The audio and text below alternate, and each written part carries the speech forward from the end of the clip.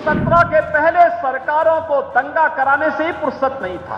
सहारनपुर तो क्या, उत्तर प्रदेश में भी कहीं कर्फ्यू नहीं लगता। अब तो कावड़ यात्रा निकलती है, कावड़ यात्रा।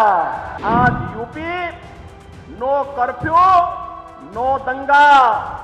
यूपी में सब और चंगा। उत्तर प्रदेश की कानून व्यवस्था देश के अंदर एक नजीर बन करके देश के सामने उत्तर प्रदेश की एक नई तस्वीर को प्रस्तुत कर रही है। बीजेपी का दावा है कि यूपी में कोई भी बदमाश टिक नहीं सकता है, यहाँ दंगा करने वालों की खैर नहीं। ये दावा कितना पक्का है, हम आज इसका पता लगाएंगे। Hello and welcome to Uncut, मैं हूँ आपके साथ आशीष सिंह। सीएम योगी का दावा है कि 2017 के बाद से प्रदेश में अपराध के मामले कम हुए हैं। ये दावा कितना सच्चा है, इसका पता हम लगाएंगे नेशनल क्राइम रिकॉर्ड्स ब्यूरो के डेटा से।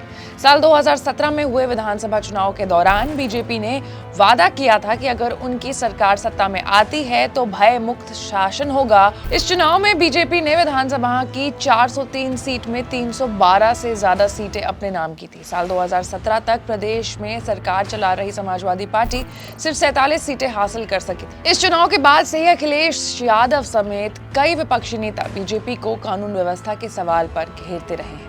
नेशनल क्राइम रिकॉर्ड्स ब्यूरो यानी एनसीआरबी के डेटा के अनुसार उत्तर प्रदेश में अपराध तो हो रहे हैं, लेकिन 2017 से अपराधों के बढ़ने की दर में कमी आई है। वहीं राज्य की महिलाओं और बच्चों के खिलाफ अपराधों में कमी आई है। इतना ही नहीं, नेशनल क्राइम रिकॉर्ड्स ब्यूरो के डेटा के अनुसार उत्तर प्रदेश को दंगा मुक्त प्रदेश भी बताया गया है।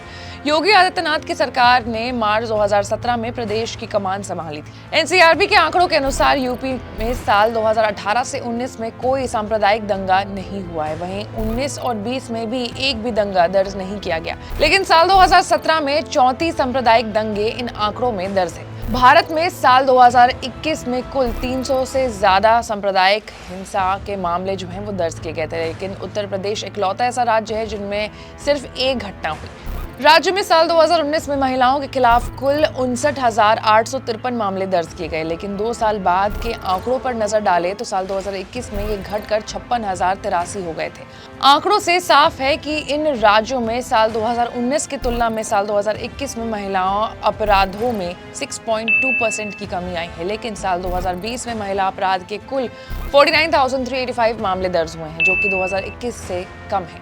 योगी सरकार ने दावा किया है कि 16 to 17 में कत्ल के मामले में कमी आई है। उत्तर प्रदेश में साल 2016 में से साल 2019 के बीच बलात्कार के मामलों में लगभग 36% की कमी दर्ज की गई है, लेकिन बलात्कार के मामले में भी यूपी पूरे देश में तीसरे स्थान पर है। यानी राजस्थान और मध्य प्रदेश के बाद यूपी ही वो राज्य है जहां महिलाएं सबसे ज्यादा बलात्कार का शिकार हो रही थी।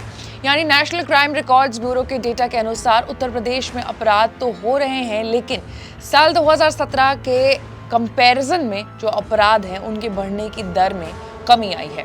वहीं हमने देखा कि पिछले दिनों यूपी में बहुत सारी चीजें हुई हैं। उमेश पाल हत्याकांड के बाद कैसे अतीक के बेटे असद और उसके एक और शूटर को यूपी पुलिस ने मार गिराया, और उसके बाद दिन दहाड़े अचानक अतीक और अशरफ की हत्या कर दी गई पुलिस के मौजूदगी में। और इन सब चीज को लेकर के इस वक्त यूपी सरकार पर और पुलिस प्रशासन पर सवाल तो खड़े हुए ही हैं, लेकिन अगर हम एनसीआरबी के डेटा को देखें तो 2017 के कंपैरिजन में अपराध के जो दर हैं उनमें कमी आई है। आपको साथ ही साथ ये भी बता दें कि योगी सरकार के दूसरे कार्यकाल का 1 साल फिलहाल मार्च में ही पूरा हुआ था, और उसके बाद ये जो डेटा है एनसीआरबी का वो सामने आया है, जो कि इस चीज को रिफ्लेक्ट करता है कि जो दावा योगी सरकार करती है कि यूपी को दंगा मुक्त कर दिया गया है, यहाँ पे दंगाई नहीं बचकर रह सकते, उस पूरे सिनेरियो को और ज्यादा क्रिस्टल क्लियर ये आंकड़े करते हैं। ऐसे तमाम बड़े खबरों से अपडेटेड रहने के लिए आपको अनकट को लाइक, सब्सक्राइब और शेयर करना होगा। मैं थी आपके साथ आशीष सिंह।